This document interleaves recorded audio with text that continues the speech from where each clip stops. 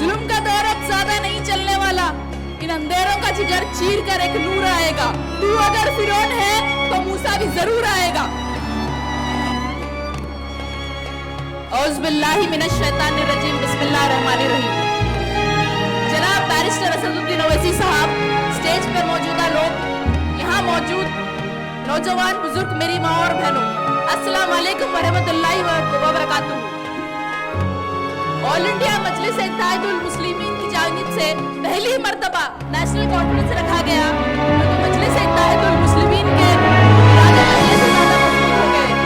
अब हमें मजलिस का परचम हिंदुस्तान के कोने कोने में लहराना है और अपने जज्बे को ताज़ा करके बराबरी और हिस्सेदारी की लड़ाई को जारी रखना है।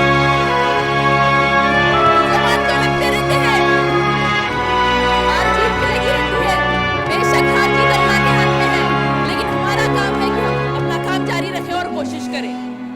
और अल्लाह भी उस कौम की मदद नहीं करता जो खुद ना चाहे अपने हालात बदलना। अगर हरकत करेंगे तो बरकत मिलेगी। और असदुद्दीन ओवैसी साहब ने तो इस काम का आगाज कर दिया है, अब हमारा काम है कि हम उनका साथ दें। बेशक आने वाली कई नस्लें याद करेगी कि असदुद्दीन ओवैसी साहब वो कायद थे जो हिंदुस्तान के बेजुबानों की जुबान थे और जिन्होंने कौम के नौजवानों को हक के लिए लड़ना सिखाया, जिन्होंने कौम के नौजवानों के अंदर एक जोश और जज्बा पैदा किया। आने वाली कई नस्लें याद रखेगी कि असदुद्दीन ओवैसी साहब वो कायद थे जो जालिम हुक्मरानों के सामने बेबाकी से अपनी बात रखते थे, हर नाइंसाफी और जुल्म के खिलाफ आवाज उठाते थे।